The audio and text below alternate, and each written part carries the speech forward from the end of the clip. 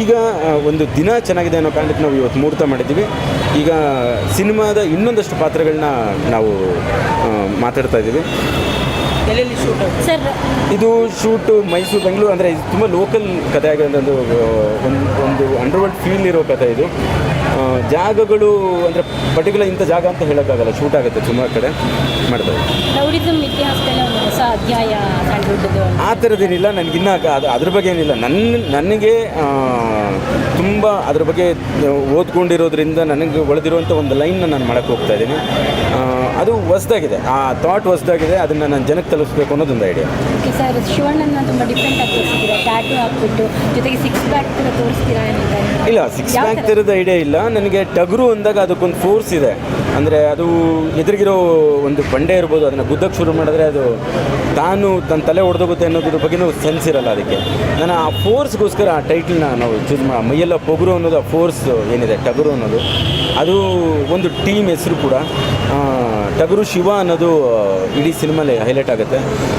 ಶಿವಣ್ಣ ಅವ್ರಿಗೆ ತುಂಬ ಪ್ರಮುಖವಾಗಿ ಶಿವಣ್ಣವ್ರದ್ದು ಪಾತ್ರ ನಾವು ಅಂದರೆ ಟಗರು ಶಿವ ಅನ್ನೋದನ್ನ ಇಟ್ಕೊಂಡು ತುಂಬ ವರ್ಕ್ ಮಾಡಿದ್ವಿ. ಸರ್, ಈ ಜೊತೆಗೆ ಧನಂಜಯ್ ಮತ್ತು ವಸಿಷ್ಠ ಅವ್ರಿಗೆಲ್ಲ ಕ್ಯಾರೆಕ್ಟರ್ ಬರುತ್ತಲ್ಲ, ಅಂದರೆ ಈಸ್ ಅ ಟೋಟಲ್ ಟೀಮ್. ಅಂದರೆ ಎಲ್ಲ ಒಂದಷ್ಟು ನೆಗೆಟಿವ್ ಕ್ಯಾರೆಕ್ಟ್ರು, ಒಂದಷ್ಟು ಪಾಸಿಟಿವ್, ಈ ಥರದ್ದೇ ರನ್ ಆಗುತ್ತೆ. ತುಂಬ ಗ್ರೇಸ್ ಶೇಡಲ್ಲಿರೋ ಸಿನಿಮಾ ಇದು.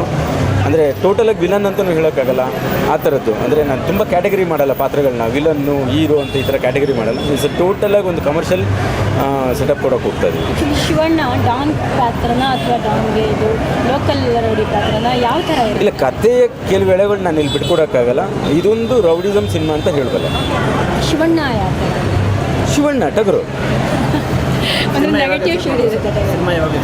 ಅಲ್ಲ, ನಾನು ಎಲ್ಲ ಇಲ್ಲೇ ಬಿಟ್ಕೊಟ್ರೆ ಸಿನಿಮಾ ಹೆಂಗಾಗತ್ತೆ? ಸಿನಿಮಾ ಬರ್ಬೋದು. ನಾನು ಅಕ್ಟೋಬರಲ್ಲಿ ಶುರು ಮಾಡ್ತೀನಿ. ಅದರ ಇನ್ನೂ ಏನೇನು ಶೇಪ್ ತೊಗೊಳುತ್ತೆ ನಂಗೆ ಗೊತ್ತಿಲ್ಲ. ಅದಕ್ಕೆ technical team music director change ಆಗಿದ್ದಾರೆ, ಚರಣ್ ರಾಜು. ಆ್ಯಂಡ್ ನನ್ನ ಕ್ಯಾಮ್ರಾ ಮಹೇಂದ್ರ ಸಿಂಹ ಮಾಡ್ತಾ ಇದ್ದಾರೆ.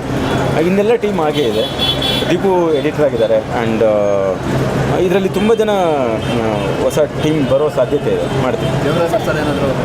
ಮಾಡ್ತಾರೆ, ಎಲ್ಲರೂ ವರ್ಕ್ ಮಾಡ್ತಿದ್ದೀವಿ ನಾವೆಲ್ಲ ಒಂದು ಒಟ್ಟಾಗಿ. ಆ್ಯಕ್ಚುಲಿ ಅದು ಟಗರುದು ಹಿಂದೆ ಟ್ಯಾಟೂ ಇದೆಯಲ್ಲ, ಅದ್ರ ವಿಶೇಷತೆ ಏನು ಅಂತ? ದೇವರನ್ನ ಏನು ವಿಶೇಷತೆ ಇಲ್ಲ. ಒಂದು ಫೋರ್ಸ್ಗೋಸ್ಕರ ಮಾಡ್ತೀವಿ. ಒಂದು ಸಿನಿಮಾ ಅಂದಾಗ ಅದಕ್ಕೊಂದು ಕ್ಯಾರೆಕ್ಟರ್ಗೋಸ್ಕರ ಮಾಡ್ತೀವಿ. ಅದು ಬಿಟ್ಟರೆ ಅದು ಯಾಕೆ ವಿಶೇಷ ಅಂದರೆ ಗೊತ್ತಿಲ್ಲ.